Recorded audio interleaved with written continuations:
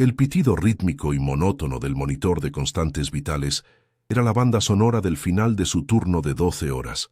Un sonido que prometía vida para otros, pero que para Clara Vega, a sus 24 años, se había convertido en el metrónomo de una existencia en pausa.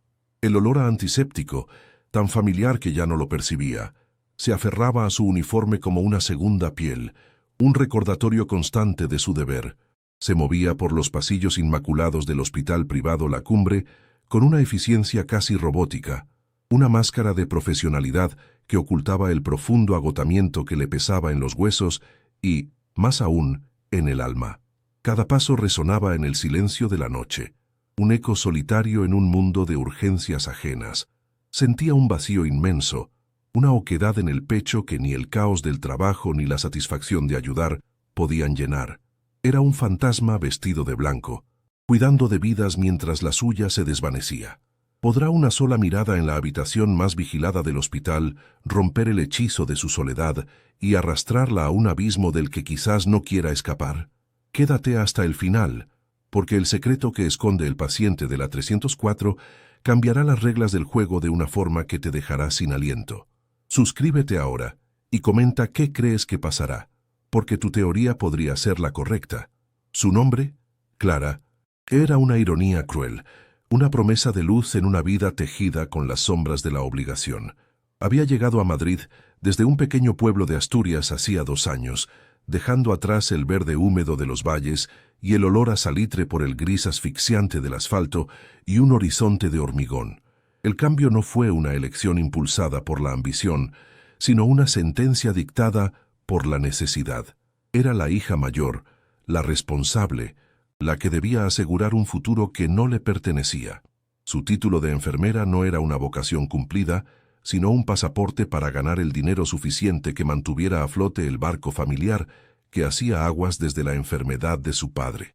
En la gran ciudad se sentía diminuta, una pieza anónima en un engranaje gigantesco, y cada día la distancia entre la mujer que era y la que soñaba ser se convertía en un abismo insalvable. La rutina era su refugio y su celda. Despertar antes del amanecer, coger el metro abarrotado sintiendo el aliento de extraños en la nuca y sumergirse en el universo estéril del hospital. Las llamadas a casa eran un ritual de mentiras piadosas. Sí, mamá, estoy bien. No, no estoy cansada. Madrid es increíble.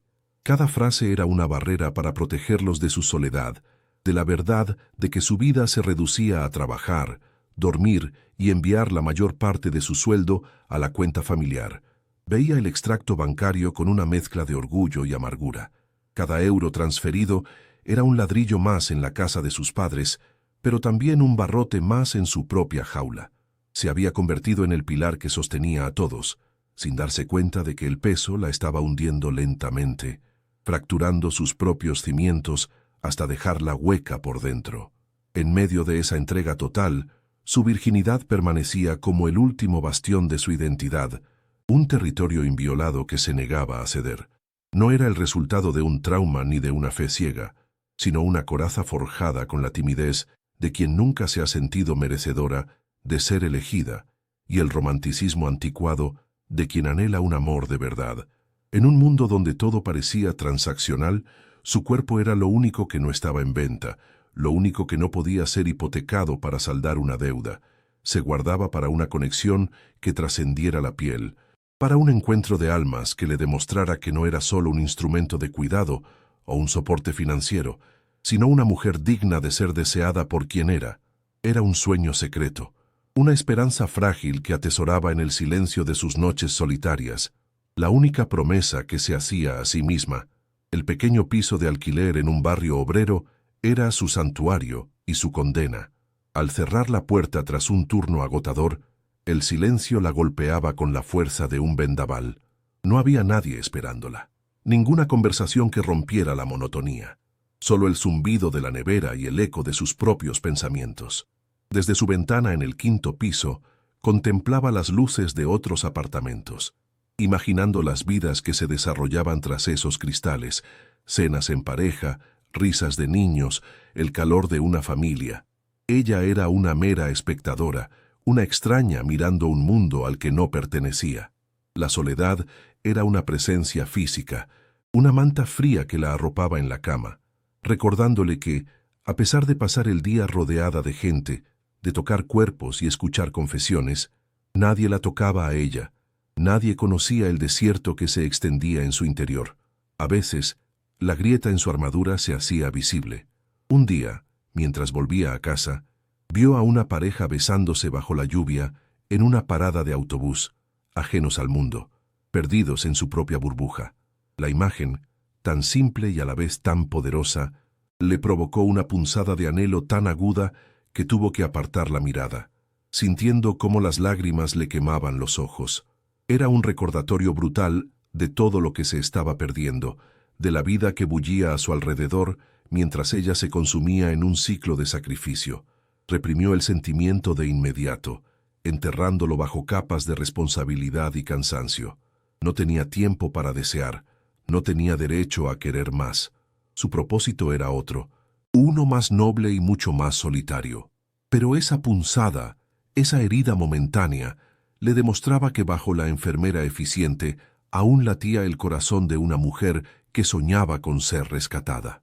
La alarma de su móvil sonó, estridente y puntual, arrancándola de un sueño insustancial. Eran las 5 de la mañana. Otro día comenzaba, idéntico al anterior, y con toda probabilidad, al siguiente. El ritual se repitió con una precisión milimétrica. La ducha rápida, el café amargo bebido de pie en la cocina y el momento de ponerse el uniforme. La tela blanca, almidonada y fría, era su armadura y al mismo tiempo el sudario de su juventud. Al mirarse en el espejo del baño, no vio a Clara.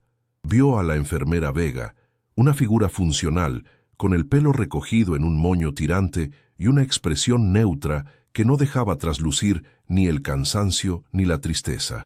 Su reflejo le devolvió la mirada de una extraña que había aceptado su destino sin rebelarse, una prisionera voluntaria en una vida que no había elegido.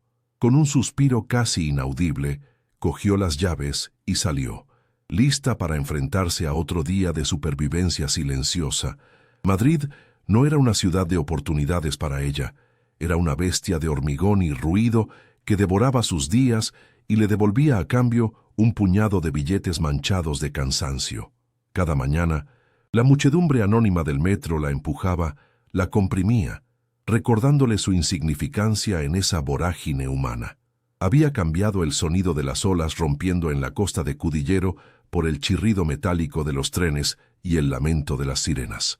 El aire, denso y contaminado, se sentía como un peso sobre sus pulmones, tan distinto del aroma a sal y a tierra mojada de su hogar.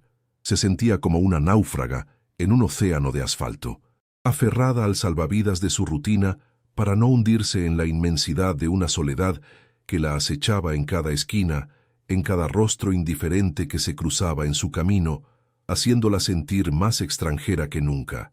La llamada dominical de su madre era un ritual tan predecible como opresivo. La voz, una mezcla calculada de miel y acero, comenzaba siempre con una pregunta sobre su salud para derivar rápidamente hacia el verdadero interés, el dinero.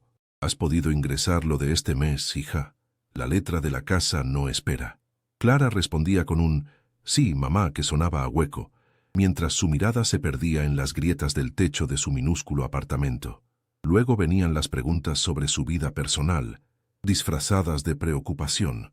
¿No has conocido a ningún chico bueno? Una chica como tú no debería estar sola. Cada palabra era un ladrillo más en el muro que la aprisionaba. Una reafirmación de su papel como hija proveedora, cuyo valor se medía en su capacidad de sacrificio y en su obediencia a un plan de vida que no era el suyo. La aplicación del banco en su móvil era el libro de contabilidad de su vida sacrificada. La pantalla mostraba 2 cifras que definían su existencia: el sueldo que ingresaba el hospital y la transferencia automática que salía a la cuenta de sus padres apenas unas horas después. Lo que quedaba era una cantidad irrisoria, destinada a cubrir el alquiler, el transporte y una alimentación frugal, la hipoteca de la casa familiar, contraída para una ampliación que nunca debieron permitirse, y los costes del tratamiento crónico de su padre, eran una soga invisible que se apretaba más cada mes. Cada euro enviado era un salvavidas para ellos y, a la vez, un ancla para ella, hundiéndola en una realidad de la que no veía escapatoria. Se había convertido en la administradora de la supervivencia ajena, olvidando por completo cómo gestionar la propia. Su hermana menor, Laura, era el espejo de la vida que Clara no podía permitirse. Desde Asturias, sus redes sociales eran un desfile de escapadas de fin de semana, cenas con amigos y vestidos nuevos.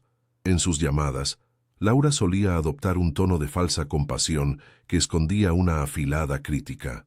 «Ay, hermanita, qué pena que no puedas venir. Te pasas la vida encerrada en ese hospital. ¿No te cansas de ser la santa de la familia?». Cada comentario era una pequeña punzada de resentimiento. Clara sabía que su sacrificio permitía la despreocupada libertad de su hermana, pero la injusticia de la situación le dejaba un sabor amargo en la boca. Se sentía como la hermana fea del cuento, la que trabajaba en la sombra para que la otra pudiera brillar, una pieza funcional y aburrida en el engranaje familiar. La presión para que encontrara un buen partido era una constante en las conversaciones con su madre. El candidato ideal, según el criterio materno, era siempre algún chico del pueblo. Javier, el hijo del panadero, sigue preguntando por ti. Es un chico trabajador, de buena familia. Para su madre, el matrimonio no era una cuestión de amor, sino un contrato de estabilidad. Una forma de asegurar que Clara cumpliera con el siguiente paso en la hoja de ruta de una vida decente y predecible. La idea de que su hija pudiera tener otras aspiraciones, otros deseos, era inconcebible. Clara se sentía como una pieza en un tablero de ajedrez, movida por manos ajenas hacia un destino que le provocaba un pánico sordo. La certeza de que casarse sería simplemente cambiar una jaula por otra, quizás un poco más decorada, pero igual de asfixiante. Su piso era un reflejo exacto de su estado anímico, funcional, impersonal y provisional. Las paredes, pintadas de un blanco que ya amarilleaba, estaban desnudas, a excepción de una única fotografía descolorida de los picos de Europa. Los muebles eran los que venían con el alquiler, gastados por el uso de inquilinos anteriores. No había nada que hablara de ella, de sus gustos o de sus sueños. Era una celda funcional, un lugar donde dormir y reponer fuerzas antes de volver al frente. Por las noches, se sentaba junto a la ventana y observaba las luces de los edificios vecinos, imaginando hogares cálidos, risas y conversaciones. Su apartamento, en cambio, estaba lleno de un silencio denso, un vacío que amplificaba el eco de su soledad, y le recordaba que aquel lugar no era un hogar, sino una simple estación de paso en una vida que no sentía suya. El ambiente en el hospital, más allá de la relación con los pacientes, también contribuía a su sensación de ahogo. La supervisora Ramos, una mujer de mediana edad con una expresión permanentemente agria, parecía disfrutar señalando cualquier mínimo error.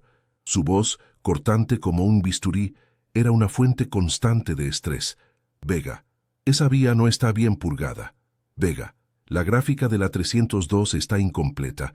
¿Es que no le enseñaron a hacer las cosas bien en su escuela de provincias?». Clara soportaba las reprimendas con la cabeza gacha y un nudo en el estómago. Se sentía constantemente evaluada, juzgada, como si su valía profesional y personal estuviera siempre en entredicho. Era un número más en la plantilla, una pieza fácilmente reemplazable en la maquinaria del hospital, lo que reforzaba su sentimiento de invisibilidad y falta de poder sobre su propia vida. Un día, al pasar frente al escaparate de una librería, vio una edición de tapa dura de una novela cuya portada la cautivó. Durante un instante, se permitió fantasear. Se imaginó comprándola, llegando a su piso y sumergiéndose en otra vida, en otra historia que no fuera la suya. Sintió un anhelo punzante, un deseo casi infantil por algo que fuera exclusivamente para ella, un pequeño lujo, un capricho. Pero el pensamiento fue inmediatamente aplastado por un latigazo de culpa. El precio del libro equivalía a una caja de las medicinas de su padre. ¿Cómo podía siquiera pensar en gastar dinero en algo tan frívolo? Con un suspiro, apartó la vista del escaparate y aceleró el paso, enterrando el deseo bajo una nueva capa de deber. La responsabilidad Era una bestia insaciable que devoraba cualquier brote de anhelo personal. Las conversaciones telefónicas con su padre eran el contrapunto a la presión de su madre, pero no por ello menos pesadas. Su voz, debilitada por la enfermedad y a menudo interrumpida por la tos, estaba siempre cargada de un orgullo que a Clara le dolía físicamente. «Eres mi campeona, hija. No sé qué haríamos sin ti. Eres nuestro ángel». Cada palabra de elogio era una cadena invisible que la ataba con más fuerza a su destino. ¿Cómo podría fallarle? ¿Cómo podría decirle que estaba agotada, que se sentía sola, que a veces odiaba la vida que le había tocado vivir? Su amor y su gratitud eran una corona de espinas. Soportaba el peso de ser la salvadora de la familia, sonriendo al teléfono mientras sentía que por dentro se rompía en 1000 pedazos, incapaz de defraudar al hombre que la veía como una heroína.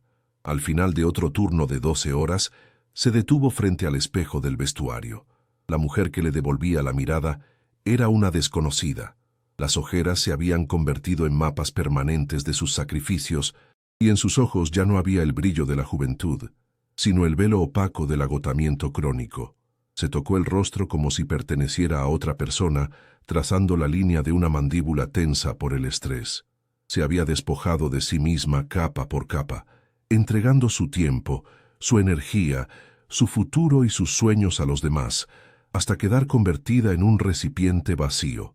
La enfermera Vega había devorado a Clara, y en ese preciso instante de desoladora lucidez, comprendió que estaba tan profundamente atrapada que ya no recordaba cómo era ser libre. Estaba lista para ser rota o para ser salvada. La noticia corrió por los pasillos del hospital como una descarga eléctrica, susurrada entre el personal con una mezcla de temor y fascinación. Damián Valois, el magnate conocido como el Tiburón, había sido ingresado. Su nombre evocaba imágenes de salas de juntas heladas, adquisiciones hostiles y una fortuna tan vasta como su reputación de implacable. Había llegado en una ambulancia privada, rodeado de un secretismo casi militar, y ahora ocupaba la suite 304, en el ala más exclusiva del hospital. A Clara le fue asignada su planta esa noche. Sintió un nudo de aprensión en el estómago, una sensación de que estaba a punto de entrar en un territorio para el que no estaba preparada. Aquel hombre no era un paciente cualquiera, era una fuerza de la naturaleza temporalmente contenida entre 4 paredes estériles, y su mera presencia parecía alterar la atmósfera del lugar, cargándola de una tensión palpable. Al entrar por primera vez en la habitación 304, Clara contuvo la respiración. El hombre en la cama era una contradicción viviente. A pesar de los monitores que pitaban a su alrededor y los moratones que manchaban su piel pálida, Damián Valois irradiaba un poder indomable. Estaba sedado, inmóvil, pero su rostro, de rasgos afilados y aristocráticos, parecía esculpido en mármol. Tenía el pelo oscuro pegado a la frente por el sudor y una mandíbula tan definida que parecía capaz de cortar el diamante. No era la fragilidad de un enfermo lo que ella vio, sino la quietud de un depredador en reposo. Su mirada de enfermera recorrió las vías intravenosas y las gráficas, pero una parte más profunda de ella, la mujer que mantenía oculta, se sintió cautivada por la belleza severa y la palpable oscuridad que emanaba de él, incluso en su inconsciencia. Era como contemplar una tormenta contenida bajo un cristal. Al final de su turno, Marta, su compañera de la mañana, entró para hacer el relevo. La habitación estaba sumida en la penumbra, solo rota por la luz verdosa de los aparatos. Hablaban en susurros, un hábito profesional para no perturbar el descanso de los pacientes. Marta repasó el parte médico con eficiencia. Contusiones múltiples, una fractura de costilla, conmoción cerebral leve. «Ha tenido suerte», murmuró. El coche quedó siniestro total.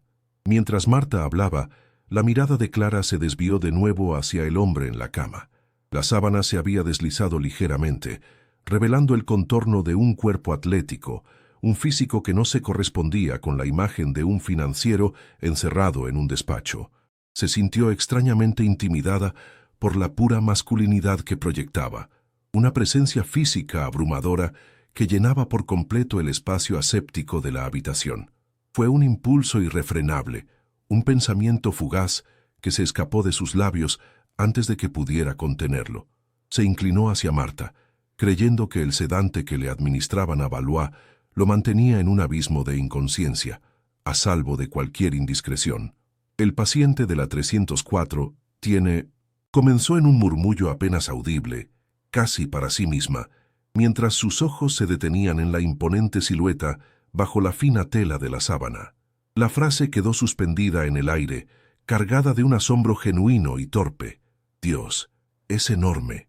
Apenas pronunció las palabras, un calor vergonzoso le inundó las mejillas. Se sintió increíblemente estúpida y poco profesional.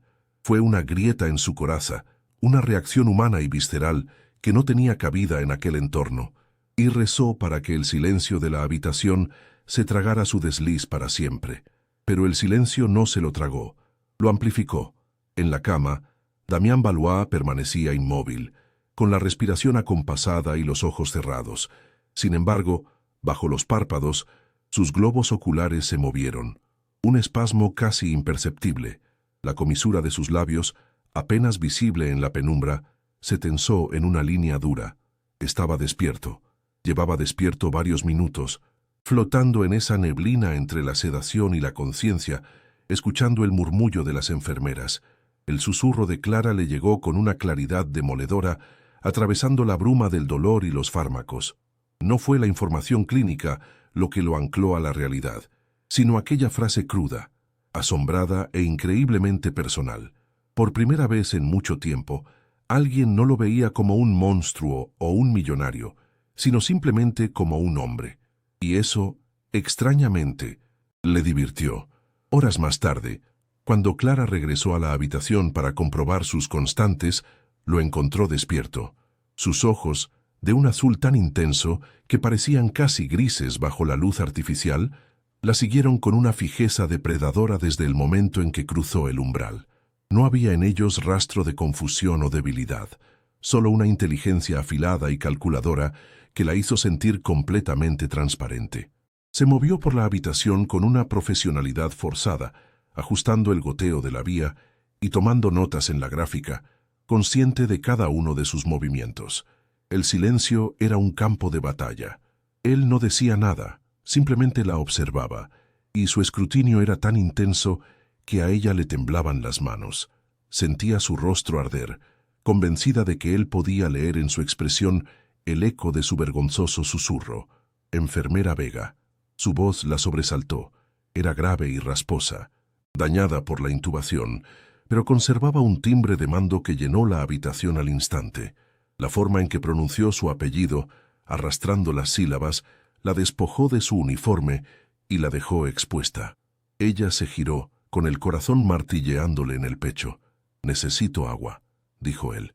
Una petición sencilla, casi banal, pero en sus labios sonó como una orden, como la primera jugada en una partida de ajedrez, cuyas reglas ella desconocía por completo. Mientras le acercaba el vaso con una pajita, sus dedos rozaron los de él. La piel de Damián estaba fría, pero el contacto le provocó una descarga eléctrica que le recorrió todo el brazo. Apartó la mano como si se hubiera quemado, bajo la mirada divertida y peligrosamente lúcida de su paciente. A partir de ese momento, él comenzó un juego sutil y cruel. No mencionó directamente su comentario, pero lo utilizó como un arma invisible. Cuando ella le cambiaba un vendaje, él comentaba con una ironía mordaz: «Espero que su evaluación sea tan exhaustiva en todos los aspectos de su trabajo, enfermera». En otra ocasión, mientras le tomaba la tensión, le preguntó con una sonrisa torcida si las lecturas eran de un tamaño adecuado a sus expectativas. Cada palabra era una estocada velada, diseñada para hacerla sonrojar, para recordarle su indiscreción y mantenerla en un estado constante de desequilibrio. Clara respondía con monosílabos, tratando de refugiarse en la barrera del protocolo médico, pero sentía cómo esa barrera se agrietaba con cada mirada cargada de intención, con cada comentario ambiguo que la dejaba sin aliento y furiosa consigo misma. Se sentía atrapada en una red tejida con vergüenza y una extraña, prohibida fascinación. Odiaba la arrogancia con la que él la desarmaba, la forma en que sus ojos parecían desnudarla, no solo física, sino emocionalmente, viendo a través de su fachada de competencia hasta encontrar a la chica tímida y asustada de debajo. Sin embargo, había algo magnético en su intensidad. Nadie la había mirado nunca así, con una atención tan absoluta. Los hombres que había conocido la trataban con una amabilidad condescendiente o con una indiferencia total. Damián Valois la veía, la desafiaba, la provocaba, la obligaba a estar presente de una forma que nunca antes había experimentado, y bajo el pánico y la humillación, una corriente subterránea de curiosidad comenzó a fluir, un peligroso deseo de entender al hombre roto que se escondía detrás del monstruo. Cuando por fin terminó su turno y pudo escapar de la habitación 304, se apoyó contra la pared del pasillo, intentando calmar los latidos de su corazón. El aire fuera de la suite parecía más ligero, más respirable, pero la sensación de la mirada de Damián seguía adherida a su piel. Aquel encuentro la había despojado de su armadura de eficiencia. Ya no era solo la enfermera Vega, la hija responsable, la mujer invisible. Para el hombre de la cama 304 era la chica que había susurrado un secreto en la oscuridad, y él no parecía dispuesto a dejar que lo olvidara. Mientras caminaba hacia el vestuario, con las piernas temblorosas, supo con una certeza aterradora que su vida, esa existencia monótona y predecible que tanto odiaba y que tanto la protegía, acababa de cambiar para siempre. La tormenta había entrado en su mundo. Las noches se convirtieron en su territorio secreto, un espacio fuera del tiempo donde las reglas del hospital parecían desvanecerse. El insomnio de Damián, provocado por un dolor que iba más allá de sus heridas físicas, lo mantenía despierto, y Clara era su única visitante en la quietud de la madrugada. El silencio, roto únicamente por el suave pitido de los monitores, se volvía denso, encargado de palabras no dichas. Ya no eran solo enfermera y paciente, eran dos soledades que se hacían compañía bajo la luz pálida de la luna que se filtraba por el gran ventanal. En esas horas suspendidas, Clara sentía que el mundo exterior, con sus obligaciones y sus presiones, dejaba de existir, y solo quedaba la intensidad de la presencia del hombre que la observaba desde la cama, un hombre cuya quietud era más elocuente que cualquier conversación a plena luz del día. Él comenzó a interrogarla, no con la arrogancia de los primeros días, sino con una curiosidad genuina y penetrante. Sus preguntas eran precisas, como bisturíes que buscaban la verdad bajo las capas de su profesionalismo. Quería saber de su pueblo, del color del mar en invierno, del motivo que la había empujado a la jaula de asfalto de Madrid. Clara, acostumbrada a proteger su intimidad, se encontró desarmada ante su escrutinio. Al principio respondía con evasivas, pero la fijeza de su mirada la obligaba a ser honesta. Cada confesión, por pequeña que fuera, se sentía como una entrega, como si le estuviera cediendo fragmentos de su alma al hombre que, irónicamente, parecía más prisionero que ella. Se sentía vulnerable, expuesta, pero también extrañamente vista por primera vez en mucho tiempo, comprendida en su soledad por alguien que habitaba una soledad aún más profunda. Para Clara, aquellas conversaciones nocturnas se convirtieron en un peligroso vicio. Eran el único momento del día en que no era la hija responsable ni la enfermera eficiente, sino simplemente Clara. Damián la escuchaba con una atención que la sobrecogía, una intensidad que hacía que el resto del mundo se volviera borroso. No la juzgaba, no le ofrecía soluciones vacías, simplemente absorbía sus palabras, y en sus ojos grises ella veía el reflejo de su propio anhelo. Empezó a desear esas noches, a contar las horas para que el bullicio del día diera paso al santuario silencioso de la habitación 304.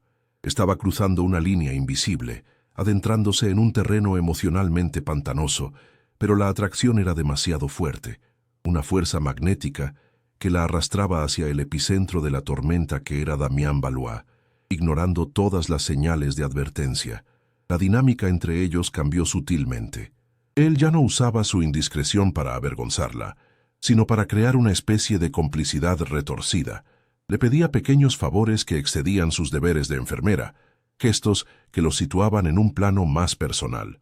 Una noche le pidió que le leyera en voz alta un artículo de una revista financiera, argumentando que la luz le molestaba en los ojos. La voz de Clara, al principio temblorosa, fue adquiriendo seguridad mientras las palabras técnicas sobre fusiones y adquisiciones llenaban el silencio. Él la escuchaba con los ojos cerrados, y ella no podía evitar sentir que no era el contenido lo que le importaba, sino el simple sonido de su voz, una melodía suave en la áspera partitura de su dolorida existencia, un ancla en la oscuridad. La proximidad física se volvió una forma de tortura exquisita. Un día, al cambiarle el vendaje de la costilla fracturada, sus dedos rozaron la piel caliente de su torso. El contacto fue breve, accidental, pero una descarga eléctrica recorrió el brazo de Clara, llegando hasta su corazón y acelerándolo violentamente. Levantó la vista y se encontró con la de él, y por un instante el aire se espesó tanto que se volvió irrespirable. En sus ojos no había burla, solo una intensidad oscura y febril que reflejaba el mismo shock que ella sentía. Ninguno dijo nada. El silencio que siguió fue más íntimo que cualquier palabra, un reconocimiento mudo de la corriente subterránea que fluía entre ellos, una atracción tan innegable como prohibida, que ambos sentían y temían por igual. El deseo, una emoción que Clara había mantenido a raya durante toda su vida, se despertó con una ferocidad que la aterrorizó. Era una sensación física, un calor que se instalaba en la boca de su estómago cada vez que entraba en la habitación 304, una conciencia aguda de su propio cuerpo que nunca antes había experimentado. Se descubrió a sí misma observando la curva de sus labios mientras él dormía, la fuerza de sus manos cuando se aferraban a las sábanas, la forma en que el pelo oscuro caía sobre su frente. Se sentía culpable, sucia, como si estuviera traicionando los principios que tan celosamente había guardado. Este hombre era todo lo que ella había aprendido a evitar, peligroso, complicado, un mundo de riqueza y poder que la engulliría sin piedad. Pero su cuerpo no entendía de lógica, solo del anhelo primitivo de acercarse al fuego, aunque supiera que podía quemarse. Una noche, un grito ahogado la hizo entrar corriendo en la habitación. Lo encontró agitándose entre las sábanas, con el rostro contraído por el pánico y bañado en un sudor frío. Murmuraba un nombre una y otra vez, Sofía, con una desesperación que le heló la sangre. Por primera vez, Clara no vio al magnate, ni al depredador, sino a un hombre completamente roto, atormentado por fantasmas que ella no podía ver. La fachada de control se había hecho añicos, revelando una vulnerabilidad tan profunda que le provocó una punzada de dolor en el pecho. Se olvidó del protocolo, del miedo, de la distancia profesional. En ese momento, solo vio a un alma en pena que necesitaba consuelo y supo que no podía dárselo como enfermera, sino como la mujer que estaba empezando a sentir algo por él. Actuando por puro instinto, se sentó en el borde de la cama y le puso una mano en la frente. Su piel ardía. «Tranquilo, Damián, es solo un sueño», susurró, su voz apenas una caricia en la oscuridad. Él se sobresaltó al sentir su tacto, abriendo unos ojos desorbitados por el terror. Por un segundo, pareció no reconocerla. Luego, su expresión se suavizó y, con una rapidez inesperada, le agarró la muñeca. Su agarre no era violento, sino desesperado, el de un náufrago que se aferra a la única tabla de salvación en medio de un océano embravecido. No dijo nada, pero sus dedos se clavaron en su piel, transmitiéndole todo su miedo, su soledad y su necesidad. Clara se quedó inmóvil, dejando que él se anclara a ella, sintiendo el pulso frenético de ambos latiendo al unísono en el silencio de la noche. A la mañana siguiente, él actuó como si nada hubiera pasado. La frialdad había regresado a sus ojos, y un muro de sarcasmo y distancia la recibió cuando entró a tomarle las constantes. «Espero que haya dormido mejor que su paciente, enfermera Vega», dijo con una sonrisa torcida que no llegó a sus ojos. El cambio la descolocó y le dolió. Había compartido con ella un momento de absoluta fragilidad, y ahora se lo estaba restregando en la cara, castigándola por haber sido testigo de su debilidad. Sin embargo, Clara ya no se dejaba intimidar tan fácilmente. Ahora entendía que su arrogancia era una armadura, un mecanismo de defensa para proteger un corazón que estaba hecho pedazos. Esa revelación no la alejó, al contrario, La hizo sentir una peligrosa oleada de ternura y el deseo irracional de derribar esos muros, ladrillo a ladrillo.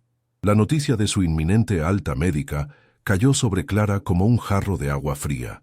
Sabía que era inevitable, que su recuperación era un éxito profesional, pero la idea de que él se fuera, de que la habitación 304 volviera a ser solo un número y las noches volvieran a su vacío monótono, le provocó una angustia física.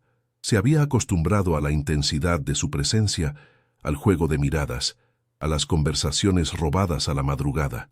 Damián se había convertido en el centro gravitacional de su existencia, y ahora ese centro estaba a punto de desaparecer, devolviéndola a su vida gris y solitaria. El pánico que sintió fue una revelación. No era solo fascinación o curiosidad lo que la unía a él. Era algo más profundo, más adictivo y mucho más peligroso para su frágil equilibrio emocional. Un día, mientras le cambiaba el suero, una mujer de una elegancia gélida y un traje de diseño entró en la habitación sin llamar. Se presentó como la abogada de Damián y comenzó a hablar de negocios con una familiaridad que excluyó a Clara al instante. La mujer la miró de arriba a abajo con una sonrisa condescendiente que catalogaba a Clara como una simple empleada, una pieza insignificante del mobiliario. Clara se sintió arder de humillación y de algo que se parecía peligrosamente a los celos. Aquella mujer pertenecía al mundo de Damián, un universo de lujo y poder, donde ella, con su uniforme blanco y sus zapatos gastados, nunca tendría cabida. La brecha social entre ellos se materializó en la figura de esa mujer, recordándole brutalmente el lugar que ocupaba y la insensatez de sus incipientes sentimientos. Damián, sin embargo, interrumpió a la abogada a media frase con una brusquedad cortante. «Ahora no, Elena, vuelva mañana». Su tono no admitía réplica. La abogada lo miró, sorprendida y visiblemente molesta, pero asintió con rigidez y se marchó. Una vez que la puerta se cerró, los ojos de Damián buscaron los de Clara a través de la habitación. No dijo nada, pero su mirada fue un mensaje claro, una elección silenciosa que la hizo sentir como si le devolvieran el aire a los pulmones. En ese instante, le estaba diciendo que, a pesar de los trajes caros y las abogadas importantes, era ella quien tenía su atención. Ese pequeño gesto de preferencia, esa afirmación de su importancia en medio de su mundo, fue suficiente para reavivar la llama de la esperanza en su pecho, haciéndola olvidar momentáneamente lo imprudente que era jugar con aquel fuego. Comenzó a romper sus propias reglas de forma consciente. Se ofrecía voluntaria para turnos extra en su planta. Inventaba excusas para volver a la habitación 304 una última vez antes de irse a casa. Su vida se había reducido a los momentos que pasaba con él. El resto del tiempo, su mente estaba ocupada reviviendo sus conversaciones, analizando sus miradas, imaginando escenarios que la hacían sonrojar. Sus amigas del hospital notaron su distracción, las ojeras más marcadas, la sonrisa ausente. Le preguntaban si estaba bien, y ella mentía, diciendo que solo era cansancio. ¿Cómo podía explicarles que se estaba obsesionando con un paciente? ¿Cómo confesar que el hombre más poderoso y temido de la ciudad se había convertido en la única fuente de luz en su monótona existencia, una luz tan brillante que amenazaba con cegarla? Una noche, mientras observaba el perfil de Damián recortado contra la ventana, Clara se enfrentó a la verdad de su dilema. La virginidad que había protegido como un tesoro, esperando un amor puro y seguro, de repente le pareció una carga, una barrera infantil. El amor que había imaginado en sus sueños de adolescente era una brisa suave, un puerto seguro. Lo que sentía por Damián era un huracán, una fuerza de la naturaleza que amenazaba con arrasarlo todo a su paso, empezando por sus convicciones. El deseo que él le provocaba no tenía nada de puro. Era oscuro, complicado y teñido de peligro. Y por primera vez en su vida se dio cuenta de que quizás no quería la seguridad. Quizás, en el fondo de su alma reprimida, lo que anhelaba era precisamente eso: ser arrastrada por la tormenta, sentir, por fin, que estaba viva. Él pareció sentir el cambio en ella, la rendición silenciosa en su mirada. Una de sus últimas noches en el hospital, mientras ella le tomaba la presión en un silencio tenso, él detuvo su mano, girándola para que la palma quedara hacia arriba. Sus dedos trazaron las líneas de su mano con una delicadeza que contradecía su reputación. «¿Qué quieres de verdad, Clara?», preguntó su voz, un murmullo grave que vibró directamente en su alma. No era una pregunta casual, era un desafío, una demanda. La estaba obligando a confrontar sus propios deseos, a ponerles nombre. Ella se quedó sin aliento, incapaz de responder, porque la respuesta estaba ahí en la punta de su lengua, tan aterradora como liberadora. «Te quiero a ti», pero decirlo en voz alta significaría cruzar el punto de no retorno. El día de su alta llegó. La habitación 304, que había sido su universo privado, se llenó de asistentes y personal de seguridad. Damián ya no era el paciente vulnerable en pijama de hospital. Estaba de pie, vestido con un traje oscuro, a medida que gritaba poder y autoridad. La transformación era completa. El tiburón había vuelto. Cuando Clara entró para darle las últimas instrucciones, él la detuvo. Le tendió un sobre blanco y grueso. Ella lo miró, con el corazón encogido. Una propina, un pago por sus servicios. Era la forma más cruel y eficaz de devolverla a su lugar, de recordarle que todo aquello no había sido más que una transacción. El dolor de la humillación fue tan agudo que sintió ganas de llorar, de arrojarle el sobre a la cara. Justo cuando iba a rechazarlo, con la dignidad herida como única defensa, él la detuvo con una sola frase, pronunciada en voz baja para que solo ella pudiera oírla. «No es una propina», dijo, y su mirada se clavó en la suya, intensa, despojándola de cualquier armadura. Lentamente, Clara tomó el sobre. Sus dedos temblaban al abrirlo. Dentro no había dinero, solo una simple tarjeta de visita de cartón grueso, con un nombre, Damián Valois, y un número de teléfono personal escrito a mano. «Llámame», ordenó él, sin rastro de súplica en su voz. Era un mandato, un desafío. La elección ya no era un dilema interno y abstracto, era real, tangible, y pesaba en su mano como el destino. El juego había terminado dentro de los muros del hospital, pero fuera, en el mundo real, acababa de empezar. La tarjeta de visita ardía en el bolsillo de su uniforme como un carbón incandescente, un recordatorio constante de la elección que pendía sobre ella. Durante días, Clara luchó contra el impulso de llamar, aferrándose a los últimos vestigios de su antigua vida, de su rectitud, pero entonces llegó la llamada que lo precipitó todo. La voz de su madre, rota por el pánico, le comunicó la noticia final. La carta del banco había llegado. El aviso de desahucio era definitivo.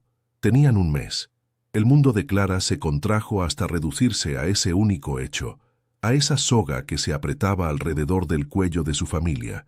La responsabilidad, esa bestia que la había devorado en silencio, ahora rugía, exigiéndole el sacrificio definitivo. La elección dejó de ser una cuestión de moral para convertirse en un acto de pura supervivencia. Ya no se trataba de lo que ella quería, sino de lo que debía hacer. El número de Damián ya no era una tentación, era su única y terrible esperanza. Con los dedos temblorosos y el corazón golpeándole las costillas como un pájaro enjaulado, marcó el número. El teléfono sonó una sola vez antes de que él respondiera. Su voz, desprovista del eco metálico del hospital, sonaba aún más profunda, más resonante, un sonido que le provocó un escalofrío que recorrió su espina dorsal. «Sabía que llamarías», dijo él, sin un ápice de sorpresa. No hubo preámbulos, ni preguntas. Él ya lo sabía todo. Con una frialdad que la dejó helada, le dio una dirección en el barrio de Salamanca y una hora. «Ven sola». La llamada terminó. Clara se quedó mirando el móvil, sintiendo cómo el suelo se abría bajo sus pies. Aquello no era una invitación, era una citación. Estaba a punto de caminar voluntariamente hacia la guarida del león, desarmada y desesperada, ofreciendo lo único que le quedaba por vender, ella misma. El acto de marcar su número fue su primera transgresión, la rendición de su voluntad. El viaje en taxi fue una transición surrealista entre dos mundos.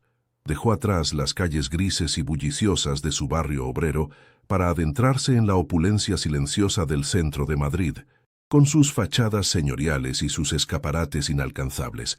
Se sentía como una impostora, una pieza desentonada en un universo de lujo para el que no estaba hecha. El edificio era una mole de cristal y acero que parecía arañar el cielo, un monumento al poder y al dinero. Un portero uniformado la condujo a un ascensor privado que ascendió en un silencio vertiginoso. Cada piso que subía era un metro más que se alejaba de su antigua vida. Cuando las puertas se abrieron directamente a un ático inmenso, supo que no había vuelta atrás. El espacio era minimalista y frío, con paredes de cristal que ofrecían una vista panorámica de la ciudad a sus pies. Madrid, la bestia que la había devorado, ahora parecía un juguete a los pies de Damián Valois. Él estaba de pie junto a uno de los ventanales, de espaldas a ella, una silueta oscura recortada contra las luces del atardecer. Llevaba un pantalón de vestir y una camisa de lino gris que se ceñía a la musculatura de su espalda. Se giró lentamente, y sus ojos grises la evaluaron con una intensidad que la hizo sentir desnuda. Sobre una mesa de caoba maciza, entre ellos, había un único documento encuadernado en piel. No le ofreció asiento, no le preguntó cómo estaba. Fue directo al grano, con la precisión de un cirujano. «Sé lo de tu familia», dijo. Su voz era plana, desprovista de emoción.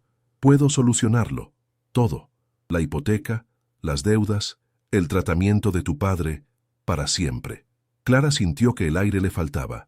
Él no le estaba ofreciendo ayuda. Le estaba mostrando el alcance de su poder, la facilidad con la que podía mover los hilos de su insignificante existencia.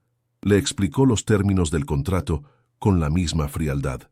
6 meses. Se convertiría en su acompañante personal. Asistiría con él a eventos sociales, cenas de negocios, viajes.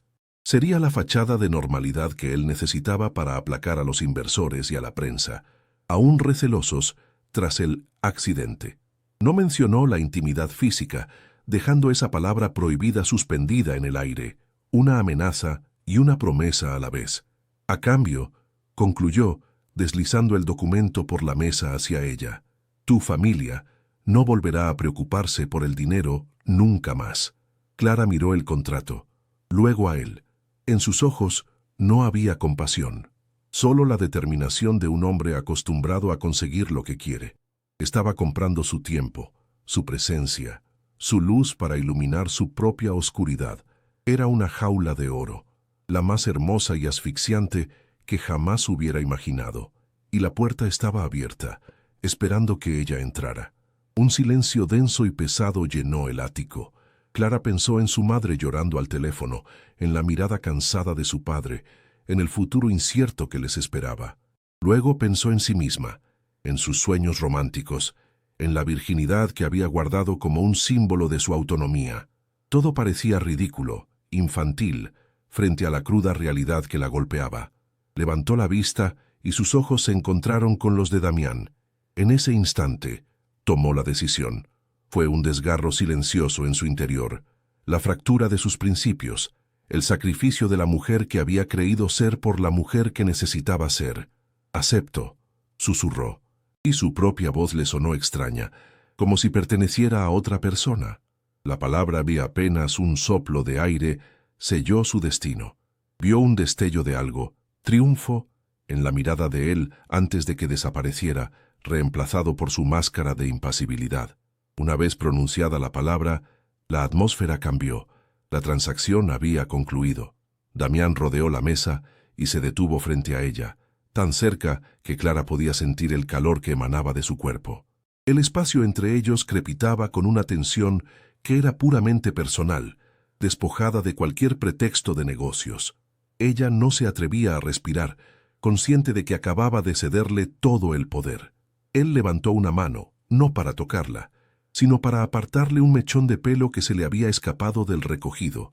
El gesto fue tan inesperadamente tierno que la desarmó por completo. «No sabes cuánto tiempo he esperado para hacer esto», murmuró él. Su voz era ahora un ronroneo grave y peligroso, una confesión que rompía la fachada de control. Por primera vez, él le estaba mostrando su necesidad, su propia vulnerabilidad.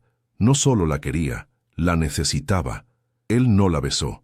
Hizo algo mucho más íntimo. Con el dorso de sus dedos rozó la línea de su mandíbula, descendiendo lentamente por su cuello hasta la clavícula. La piel de Clara se erizó bajo su tacto, cada terminación nerviosa encendida en una mezcla de miedo y un anhelo abrumador. Sus ojos grises no la soltaban, y en ellos vio el reflejo del hombre atormentado que había cuidado en el hospital, el hombre que gritaba un nombre en sus pesadillas. En ese hospital, confesó él, su voz apenas un susurro que vibraba contra la piel de ella, eras lo único real, lo único que me mantenía anclado a este infierno. La confesión la golpeó con la fuerza de una ola, derribando sus últimas defensas. No era un capricho, era una obsesión nacida en el dolor, una necesidad tan desesperada como la suya. Y entonces la besó. No fue un beso tierno ni romántico, fue un beso de desesperación, de hambre acumulada, un choque de dos soledades que se reconocían en la oscuridad. Sus labios eran firmes y exigentes, reclamando una respuesta que ella le dio sin dudar. Le devolvió el beso con la misma ferocidad, con la urgencia de quien ha estado muerta de sed y por fin encuentra agua. Sus manos se enredaron en el pelo de él, atrayéndolo más cerca, mientras las de él la sujetaban por la cintura, pegando su cuerpo al suyo. Era una colisión, una entrega total y absoluta. En ese beso se mezclaron la humillación, el deseo, la gratitud y el resentimiento. Era el sello de su pacto, la consumación de su transgresión. El sabor de él era a whisky y a soledad, y Clara se bebió cada gota, sabiendo que se estaba envenenando y salvando al mismo tiempo. Cuando finalmente se separaron, ambos jadeaban, con los labios hinchados y los ojos encendidos. El lujoso ático, con sus vistas de la ciudad, había desaparecido. Su mundo se había reducido a los centímetros que los separaban. Clara vio en los ojos de Damián algo que nunca antes había visto: pánico. Por un instante fugaz, el depredador pareció tan asustado como su presa, abrumado por la intensidad de una conexión que se escapaba a su control. La máscara volvió a su sitio casi al instante, pero ella ya lo había visto. Había visto la grieta en su armadura. Sabía, con una certeza aterradora, que no solo había vendido su compañía, había entregado su alma a un hombre que era tan capaz de destrozarla como de salvarla. El contrato estaba firmado, no con tinta, sino con un beso que lo había cambiado todo para siempre. Ahora que has sido testigo del momento que lo cambió todo, ¿crees que el amor puede nacer de un contrato? ¿O Clara ha caído en una trampa de la que no podrá escapar? Queremos saber tu opinión. Suscríbete al canal para no perderte ni un segundo de esta intensa historia. Dale a like si tu corazón también se aceleró y comparte este vídeo para que más gente se una al debate. Y lo más importante, comenta abajo qué crees que hará Damián a continuación. Tu teoría podría ser la clave de todo. No te quedes fuera. La mañana siguiente al beso fue un despertar a una realidad de seda y silencio. Clara se encontró sola en una habitación de invitados tan vasta e impersonal como la suite de un hotel de lujo, con sábanas de un hilo tan fino que parecían etéreas bajo sus dedos. La luz fría de Madrid se filtraba a través de los ventanales, iluminando un espacio que le era completamente ajeno, una jaula dorada en la que había entrado por voluntad propia. La resaca emocional era devastadora. El recuerdo del beso la asaltaba en oleadas, una mezcla intoxicante de deseo febril y una culpabilidad aplastante que se asentaba en su estómago como plomo. Cada pulsación de su corazón era un eco de la palabra acepto, el sonido de su propia rendición. Se había entregado, no por amor, sino por necesidad, y ese conocimiento manchaba el único momento de conexión genuina que había experimentado, convirtiéndolo en el primer pago de una deuda impagable. Damián apareció horas más tarde, cuando ella ya se había duchado y vestido con su ropa del día anterior, que ahora le parecía raída y pobre en aquel entorno opulento. La vulnerabilidad de la noche anterior había desaparecido por completo, reemplazada por la armadura de hielo del magnate. No mencionó el beso, no la miró a los ojos. En su lugar, depositó sobre una mesa de mármol una tarjeta de crédito de platino y un teléfono móvil nuevo. «Esta es tuya», dijo, refiriéndose a la tarjeta con un gesto seco. «Mi asistente te enviará tu agenda para la semana. El primer evento es una gala benéfica el viernes. Necesitarás ropa adecuada». Cada palabra era un golpe, una reafirmación de su nuevo papel. Era una empleada. un activo que debía ser equipado para cumplir su función. El hombre que le había confesado su infierno se había desvanecido, dejando solo al arquitecto de su nueva prisión. Los días que siguieron fueron una lección de despersonalización. Con la tarjeta de crédito en la mano, Clara recorrió las tiendas de la Milla de Oro, sintiéndose como una impostora. Los dependientes la trataban con una deferencia obsequiosa que la hacía sentir aún más fuera de lugar. Cada vestido de seda, cada par de zapatos de tacón imposible, cada joya delicada que compraba, era una capa más que la sepultaba, alejándola de la chica sencilla de Asturias que soñaba con un amor de verdad. Se miraba en los espejos de los probadores y veía a una extraña vestida de mentiras, una muñeca cara cuyos hilos eran manejados por un hombre invisible. La culpa era una compañera constante, susurrándole que cada euro gastado era una traición a sí misma, el precio de la seguridad de su familia pagado con la moneda de su propia identidad, que se disolvía día a día. La llamada a su madre fue la prueba más dura. Intentó sonar alegre y despreocupada al comunicarle que un inesperado bonus de alto rendimiento había solucionado todos sus problemas financieros. Al otro lado de la línea, el alivio en la voz de su madre fue tan palpable que le dolió físicamente, seguido de una pausa cargada de una suspicacia que la heló. «Hija, eso es un milagro», dijo su madre, y tras un silencio, añadió la frase que Clara tanto temía. «Pero nadie da nada a cambio de nada en esta vida. Clara, ten mucho cuidado».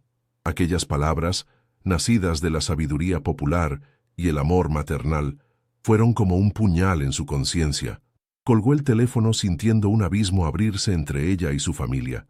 Los había salvado, sí, pero a costa de construir un muro de secretos que la aislaba por completo, dejándola más sola que nunca en su lujosa jaula. Mientras tanto, Damián se mantenía a una distancia calculada y cruel.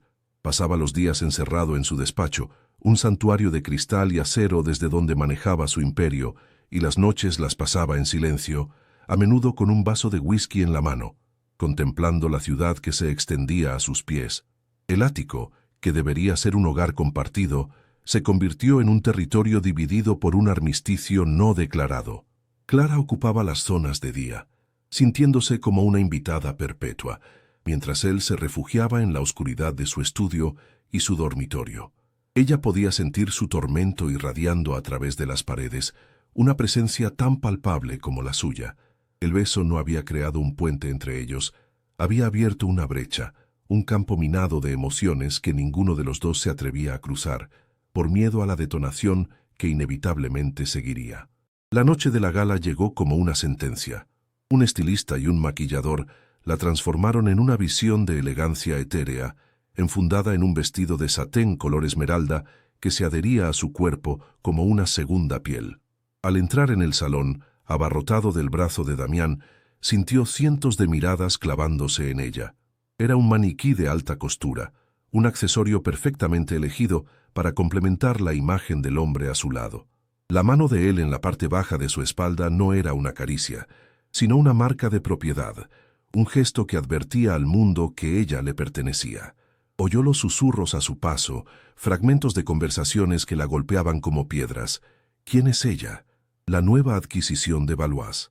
La palabra adquisición resonó en su mente, confirmando su peor temor. No era una mujer, era un objeto de lujo, la última y más exótica compra del tiburón. De vuelta en el ático, la tensión acumulada durante la noche finalmente estalló. El silencio en el ascensor era tan denso que podía cortarse. Apenas se cerraron las puertas del apartamento, Clara se giró hacia él, incapaz de soportar más la farsa. ¿Eso es lo que soy para ti? ¿Una adquisición?, espetó, su voz temblando de una rabia y humillación que ya no podía contener. Damián la miró. Sus ojos grises eran dos esquirlas de hielo. «Eres lo que acordamos que serías», respondió con una frialdad brutal, cada palabra diseñada para herir, para recordarle la naturaleza transaccional de su relación. «Este es el mundo en el que has entrado. Si no puedes soportarlo, la puerta es grande». La crueldad de su respuesta la dejó sin aire, como si le hubieran dado una bofetada. Se retiró a su habitación sin decir una palabra más, con el eco de su desprecio resonando en sus oídos. Esa noche, el grito volvió a rasgar el silencio del ático. ¡Sofía! El nombre, cargado de una agonía insoportable, llegó hasta la habitación de Clara, atravesando las paredes y su propia desolación. Se levantó de la cama, movida por un impulso primario, el instinto de la enfermera que no puede ignorar el sufrimiento. Llegó hasta la puerta del dormitorio de Damián y se detuvo, con la mano suspendida a centímetros del pomo. Quería entrar, consolar al hombre roto que se escondía tras el monstruo, pero la imagen de su rostro gélido, las palabras adquisición y acuerdo, resonando en su mente, la paralizaron. Si entraba, estaría cruzando una línea que él mismo había trazado con crueldad. Ayudarlo sería validar su papel de cuidadora comprada.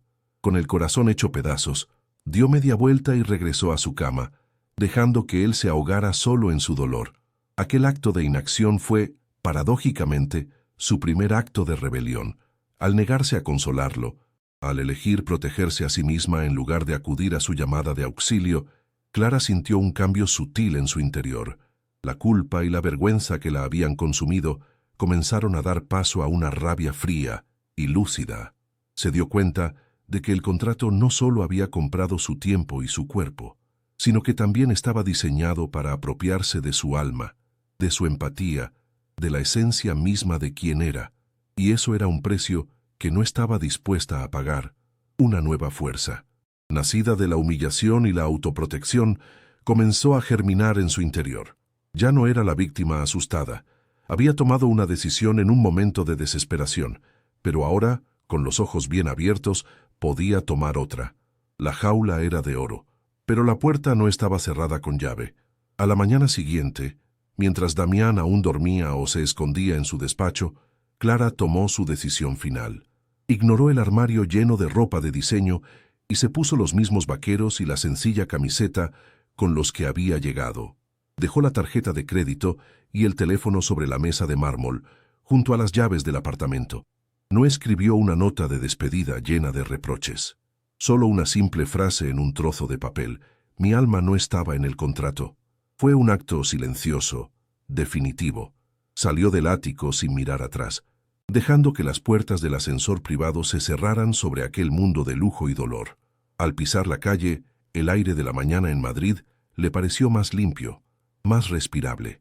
No tenía nada, salvo a sí misma, y por primera vez en mucho tiempo se sintió libre.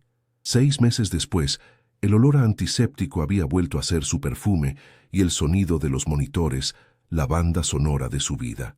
Pero algo fundamental había cambiado. Clara ya no se movía como un autómata por los pasillos del hospital público donde ahora trabajaba. Cada paso era una afirmación de su propia voluntad.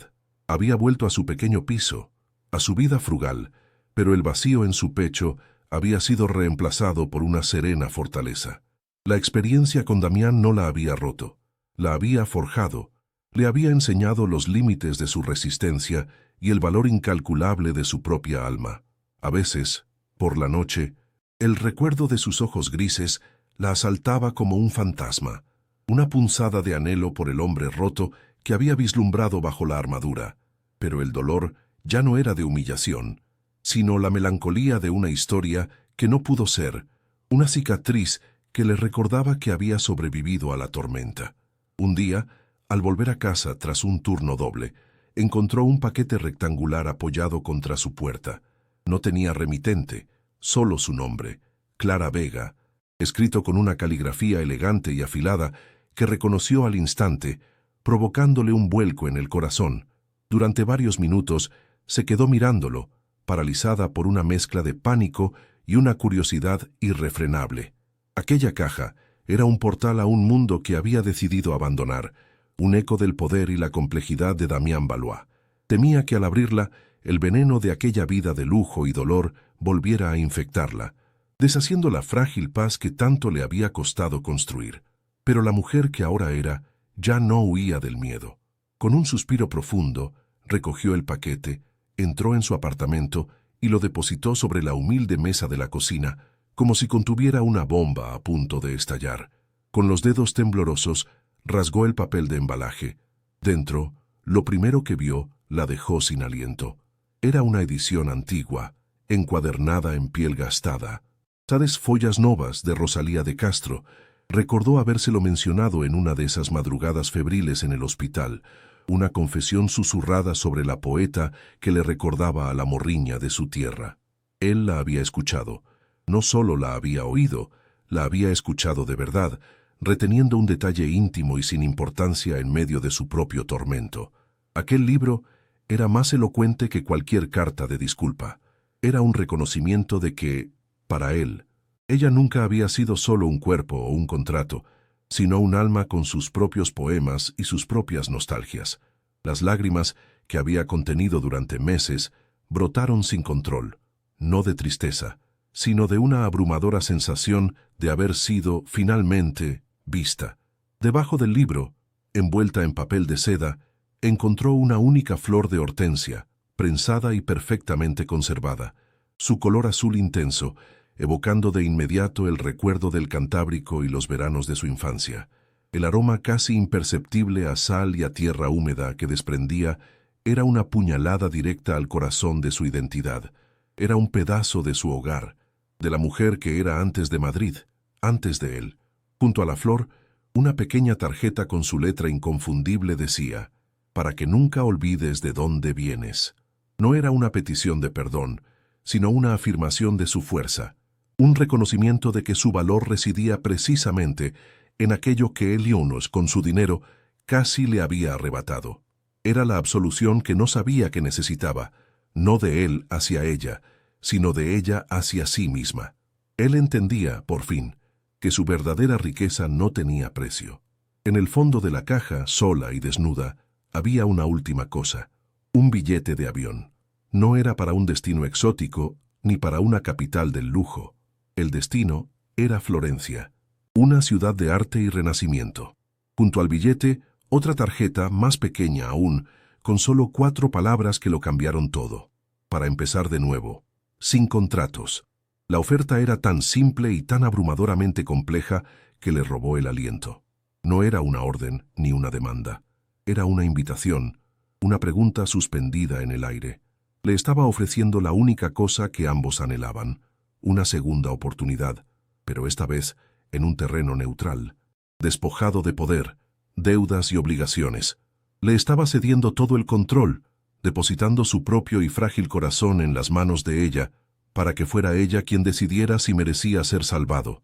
Clara se acercó a la ventana, con el billete de avión en una mano y la flor en la otra. Contempló las luces anónimas de la ciudad, la misma que la había acogido y casi la había devorado. Ya no se sentía una extraña ni una prisionera. Por primera vez, se sentía dueña de su horizonte. No sabía si cogería ese avión. Quizás lo haría mañana, quizás nunca, pero la certeza de la elección, la libertad absoluta de decidir su propio camino, fue la verdadera redención. Una sonrisa lenta, apenas perceptible, se dibujó en sus labios. Era la sonrisa de una mujer que se había encontrado a sí misma en la oscuridad del otro y que ahora, por fin, estaba lista para caminar hacia su propia luz, fuera cual fuera. La historia de ellos no había terminado. Simplemente acababa de empezar a escribirse de verdad. ¿Te atreves a imaginar qué decisión tomará? Suscríbete para seguir soñando con nosotros. Dale a like si crees en las segundas oportunidades y comparte esta historia para que llegue a más corazones. Y no te olvides de comentar: ¿debería Clara ir a Florencia? Tu final podría ser el nuestro.